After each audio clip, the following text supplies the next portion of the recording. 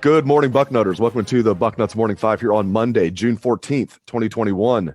I am Dave Biddle. I am joined by Patrick Murphy. We're going to have some fun on today's show. We're going to look ahead to the Buckeyes 2021 football season and give predictions. With it being June 14th, we're going to give 14 predictions. Number one on the list, Patrick, what will be Ohio State's 12-game regular season record? Well, we have a history here with Ryan Day, right? 2 seasons he's been the head coach. 2 years they've gone 12-0. Well, I guess they didn't go 12-0 last year, but they went undefeated in the regular season. This year's obviously a little bit trickier than what Day has faced in the past. Obviously, you have the game at Oregon, or the game against Oregon at home. You open with a Big Ten opponent on the road, which they have not done under Day. So a little bit trickier. But I still think this team, just looking at the schedule, knowing the talent, I still think they go undefeated through the regular season. There are potential stumbling blocks, and I know we'll get to that in a minute, but I think the Buckeyes figure out a way, and Ryan Day keeps this streak of undefeated regular seasons alive, 12-0. Surprised me there. I thought you were going to go with a loss. Interestingly, the over-under for 12 games for Ohio State in Vegas opened at 10.5, and I'm like, man, bet the house on the over. They're not losing 2 games. I could see them dropping 1 game. So 10.5 seemed like an easy bet. However, I think too many people took my advice because now it's raised to 11. The over under is 11, and I think that's exactly where I'd put it. I'm conflicted here. It's either 12-0 or 11-1 for me. I'm going to go 11-1. I think there's going to be 1 game they drop. It's not going to cost them in the big picture. I'll get to that in a little bit with some of my other predictions. I don't know who it's going to be. I think there's going to be a game they drop in there that we're not expecting, but I don't know who it's going to be. So I'll have them going 11-1 in the regular season, which, as you mentioned, that'll be the first time Ryan Day loses a regular season game if it actually happens. All right, number 2, which game concerns you the most in the regular season? This is an interesting one because I think there's some obvious ones. Oregon, like I mentioned, opening on the road. I don't think Minnesota is going to be great, but you go there for a night game to open the season. Obviously, Penn State. This, the concern that I think a lot of fans have anytime you play Michigan. The game I'm going to go with, just kind of an oddball one, is November 6th at Nebraska. I think you come off a Penn State game on Halloween weekend, get a win at home, and then you go to a Nebraska team that I think will be improved under Scott Frost this year. I've said that the last couple of years, and it hasn't actually happened, so we'll see. But I think that could be a tricky trip to Lincoln. Obviously, those are fans like Ohio State fans who didn't get to be in their stadium, a stadium that has that incredible sellout streak. I actually talked to a Nebraska fan who's a friend last week who can't wait to get back there, was talking about this season already. So, a tough environment as it usually is. And I know Ohio State's had a lot of success there, but I think that could be a potential difficult, trap-like game for Ohio State this year that might be maybe not the most difficult, but, seeming more difficult than it should be.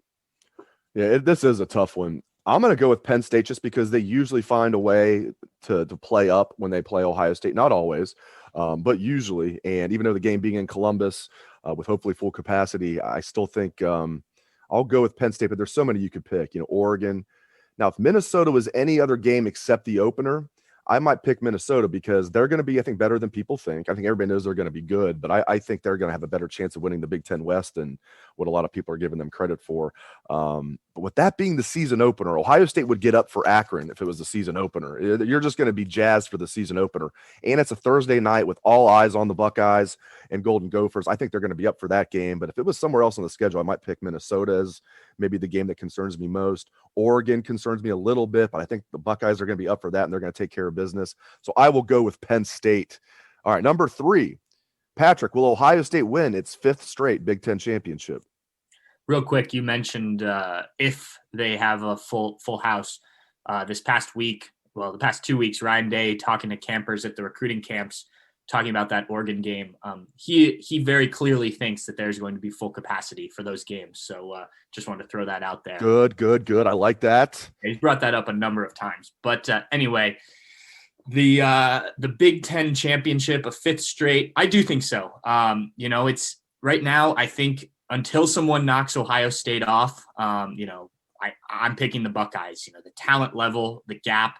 It's not quite Clemson in the ACC, because I do think there's a chance that somebody else wins it, or a year like when Penn State won, when they got the tiebreaker in the Big Ten East. But I can't pick against Ryan Day's team right now.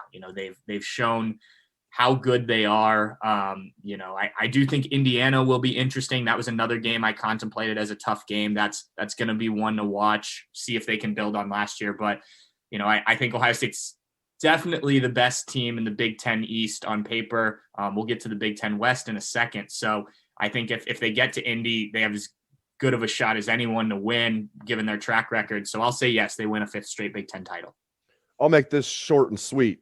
Hell yes, they're going to win their fifth straight Big Ten championship. Even though I'm predicting a one loss in the regular season, they'll still be Big Ten champions. So that'll make them 12-1 after the Big Ten. So then your loss has to be, it's got to be a loss that won't, create that tiebreaker then, right? Right. So let's say they lose, which I'm not predicting they're going to lose to Penn State. I just, if I had to throw a game out there like I did that concerns me the most, I'll pick that one just because Penn State looks at Ohio State as their main rival.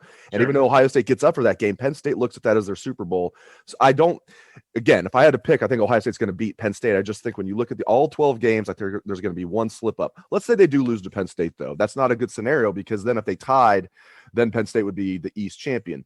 Even if Penn State beats Ohio State, Penn State's not going to be that good. That would be an upset. And I still think Penn State's going to lose 2 games in the Big Ten. So I don't see a scenario where even if Ohio State loses a game, and to be clear, I think there's a good chance Ohio State's going to go 12-0. But if they do go 11-1, I don't see another team with just one loss. So I think they will win their fifth straight Big Ten championship. All right. Number 4, who will be the Big Ten West champ and get a chance to lose to the Buckeyes in Indianapolis? Yeah, that's a tough one, mostly because I haven't paid a ton of attention to the Big Ten West this offseason. But in my short research before this, I'm going to go with Iowa. Obviously a team that, consistently kind of hangs around the top of the Big Ten West, hasn't been to the Big Ten championship game yet. But I think this will be a good Iowa team. And, I think they've got – I think the Big Ten West will again be not as good as the Big Ten East. So I think there'll be a shot for a number of teams, but I'm going to pick Iowa for the first time getting to Indy and, facing off against the Buckeyes. I'm tempted to pick Minnesota because I really like what they have coming back. I mean, they did lose some quality guys like Bateman, of course, but, they've got their quarterback coming back with Tanner Morgan, and they have one of the best running backs in the Big Ten, if not the best, with Mo Ibrahim. And they've got a quality defense. They've got a good offensive line coming back. So I'm tempted to pick them, but they have to do something called play Ohio State in week 1, like we mentioned. I think that's going to be an L on their ledger. So I'll pick Wisconsin because Wisconsin doesn't have to play Ohio State. I'll pick Wisconsin, but I think it's going to be a lot closer than people think between Wisconsin and Minnesota. All right, next up. Ohio State or Wisconsin Big Ten championship game. What's that? A classic Ohio State, Wisconsin Big Ten championship. Yeah, I hope it's actually Minnesota. I hope it's Minnesota. I hope that can be a rematch. I'd rather have an in-season rematch with Minnesota than have the 20th straight, it feels like, Ohio State, Wisconsin game. Actually, they played Northwestern a lot, too. They played Northwestern twice in the last 3 years, which is a huge feather in Northwestern's cap that they are, even it's the Big Ten West, for Northwestern to win 2 in 3 years. Hats off to Pat Fitzgerald and them. All right, number 5. Will Ohio State make the college football playoff? Yes or no? Yes. I mean, if I'm picking them to go 12-0, win the Big Ten, I don't see how the Buckeyes miss out on a third straight college football playoff. Yeah, that's pretty easy. I agree. Ohio State will be in the college football playoff. Number 6, brass tacks. Will Ohio State win the national championship, Patrick Murphy? I don't think so this year. I think that you look at new quarterback. And I do think, obviously we've talked, we both think it'll be CJ Stroud, but I think any of these guys will be good.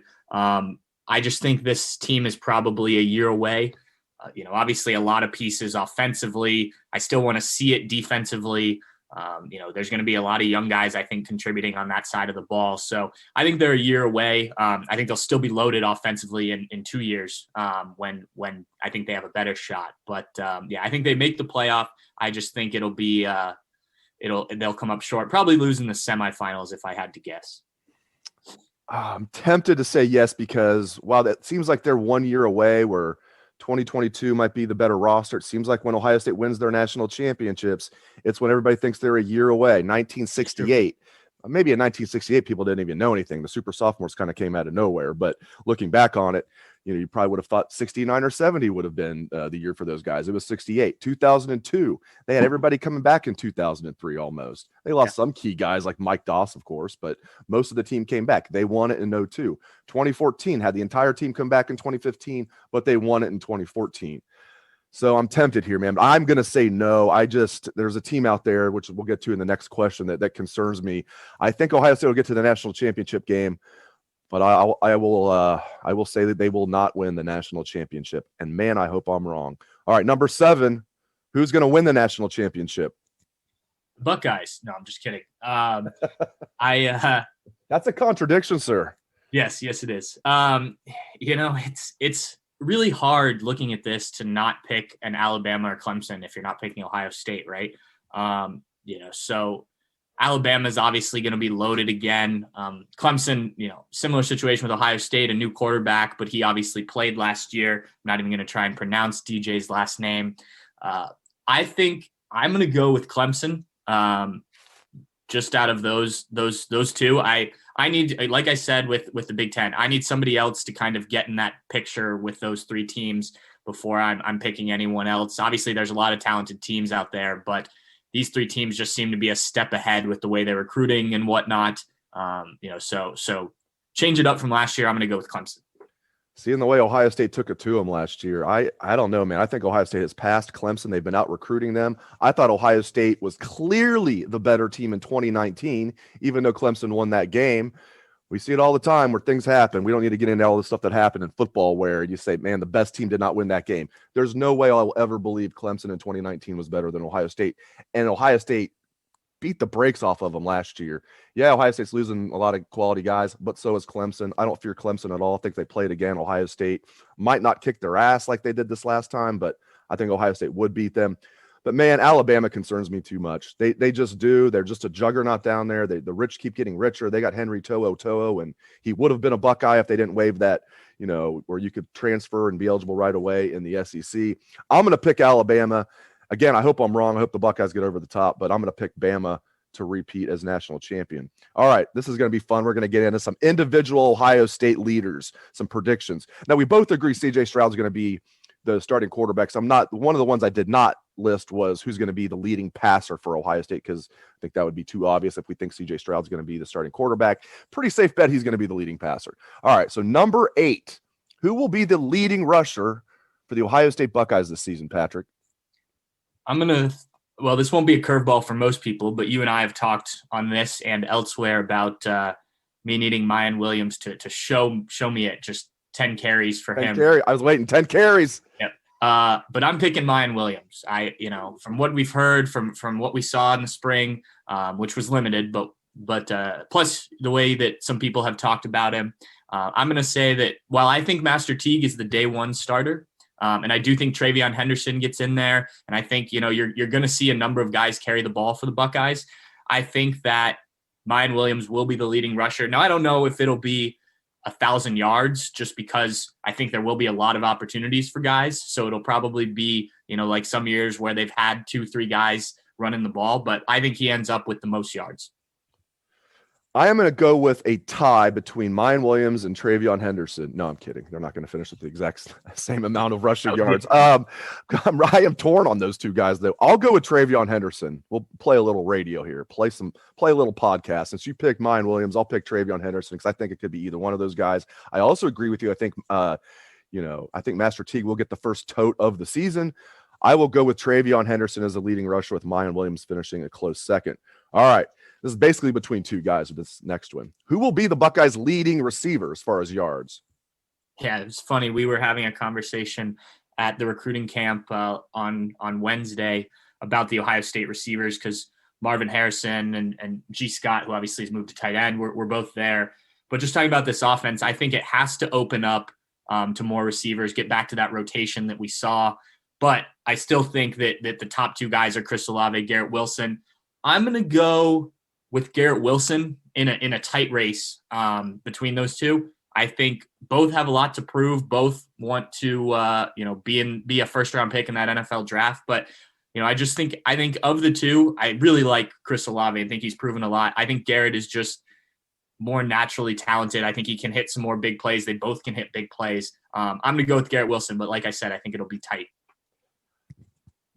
I agree with you. I thought long and hard about this one. I mean, you really could flip a coin, but I jotted down Garrett Wilson, and what a great problem to have. You have two not good receivers, not really good receivers. You have two elite receivers, and Jackson Smith-Njigba is going to be one heck of a number 3, and whoever's the number 4, if it's Marvin Harrison Jr., is going to be one heck of a number 4. The depth, first of all, you have the two top guys are elite, and then the depth is elite. I've never seen a wide receiving core like this at Ohio State, and there's been some great ones. I agree with you. I think Julian Fleming, I mean, yeah, and Emeka Egbuka, both of them the number 1 wide receiver in the country in their class. Yeah, on and on and on. There's a chance Julian Fleming, even if he's healthy, will be like the number 6 wide receiver on this team. You're stacked when Julian Fleming is the number 6 wide receiver. Now, he might not stick around if he's the number 6 wide receiver, but just saying how great this depth is. And if he's not the number 6 guy, it's probably going to be Emeka Egbuka. When you think about it, so obviously the top 3 are locked in my opinion, with Olave and Garrett Wilson and Jackson Smith-Njigba. Then I think it's going to be Marvin Harrison Jr., the number 4, and then pick whoever's going to be 5th. Is it going to be Egbuka or is it going to be Fleming? One of those guys will be 6th.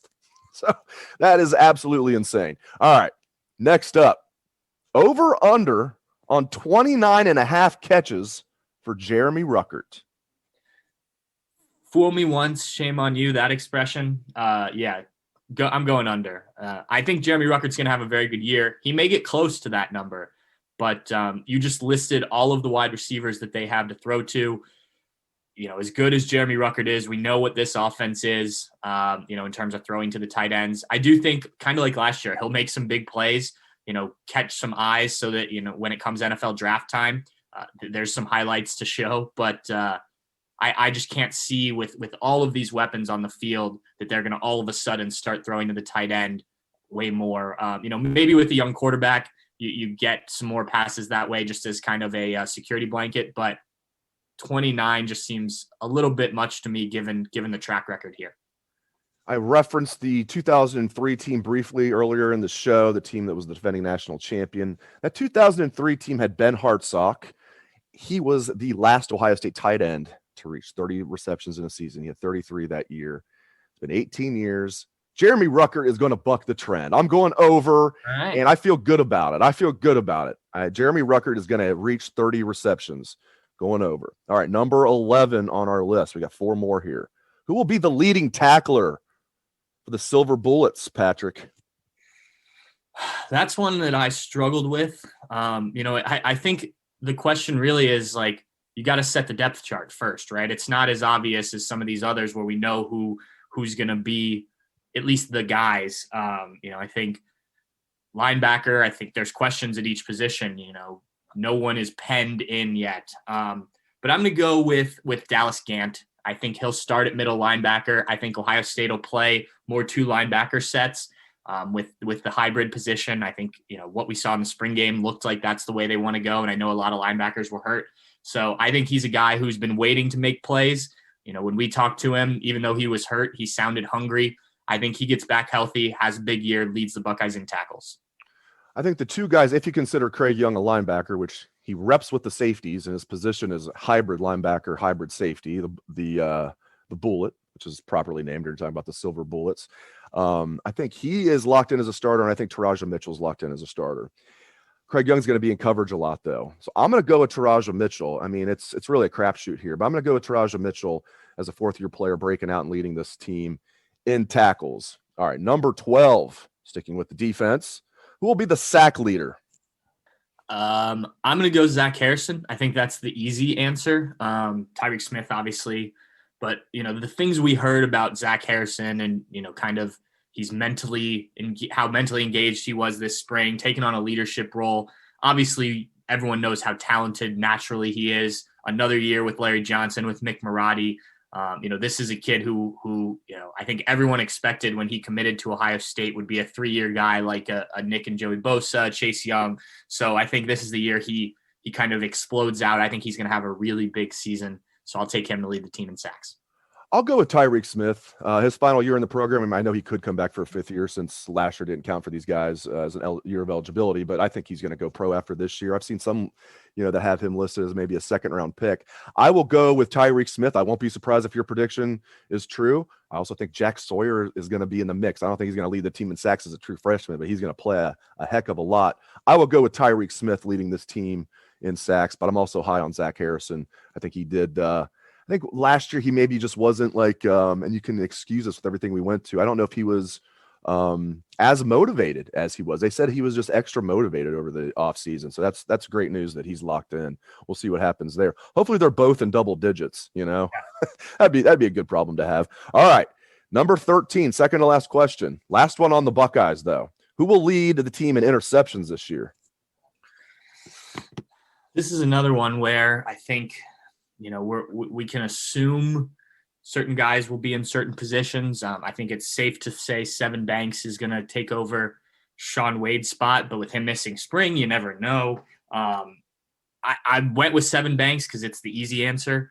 It would not surprise me, though, if one of these young guys, Ryan Watts, Legend Cavazos, Cameron Martinez, who obviously made a lot of plays during spring practice, ends up being the guy. Even a Lathan Ransom, I don't know how much he's going to be on the field because he kind of plays that. I think if you put him on, a lot of times you're taking a slot guy off. It wouldn't surprise me if a number of guys do it. I went with a safe and easy pick on this one and went Sevyn Banks because I think he will be the number 1 corner. Yeah, that's who I've jotted down as well, Sevyn Banks. And I'm bullish on him. I think he's going to have a big year. We see it all the time. You and I have talked about this. It's crazy. That first year as a starter, Ohio State corners struggle, including guys that end up being 1st-round picks. And in some cases, they struggle for a couple of years. But usually you had that 1 year as a starter, you're going to have your ups and downs, and then you break out as a 2nd-year starting corner. And I think Sevyn Banks will do that as a 4th-year player this year. I think he will lead this ball club in interceptions. All right, last but certainly not least, Michigan. 12-game regular season record for the Fighting Harbaughs. What will it be, Patrick? Yeah, this is one I had to go through Michigan's schedule. We were talking before we started recording, just kind of counting games I could see being losses. So I'm going to kind of just quickly go through how I see this playing out. They play Western Michigan to start the year. That's a win. They host Washington, which I think they win that game. And, you hear a lot of hype about Michigan. This has happened numerous years. And then they get into Big Ten play at Wisconsin, at Nebraska. I could see both of those games being losses. Northwestern at home, maybe a loss, maybe a win. Michigan State, you go on the road, rivalry game for Michigan State. Indiana, I think, is going to be good. At Penn State, it'll be tough. At Maryland, and then Ohio State at home. So I could see Michigan losing as many as 6 games. I'm going to say they lose 5 games this year. So what is that? 7-5? I have the inverse. I have them at 5-7. All right. And I tell you what, man, I'll be surprised if they get to 7-5, like really surprised. I follow their team closely, and their roster is depleted. They have maybe one starter who would start for Ohio State. In fact, I think he would definitely start for Ohio State. Daxton Hill, I really like him. He's their one starter that I think would start for Ohio State. And I don't like their depth. So that's not a good combination. I'm not a big fan of their starting lineup, and they don't have quality depth. They're going to have a first-year starting quarterback. Ohio State will as well, but I like Ohio State's situation exponentially better than Michigan's. Michigan's either going to be starting true freshman J.J. McCarthy, who Ryan Day handpicked Kyle McCord over, or they're going to start the transfer, or I guess possibly Cade McNamara. None of those sound like a good scenario. Their offensive line's depleted. They've got some decent wide receivers. Their defense is depleted for the most part, and they've got basically a rookie assistant coaching staff with guys that have never been defensive coordinators and offensive coordinators, guys that have never been offensive line coaches. It's just a mess up there, and it starts with Harbaugh. I have them at 5-7, and frankly, 4-8 will not surprise me at all. This was great stuff. This was a very good Bucknuts Morning 26 here. Patrick Murphy, thank you much. Thank you very much for joining me for our 14 predictions on June 14th. Thanks again to Patrick. Thank you to all listeners out there for tuning in. We appreciate that very much. Hope everyone has a great day. Let's hear that Buckeye swag, best damn band in the land.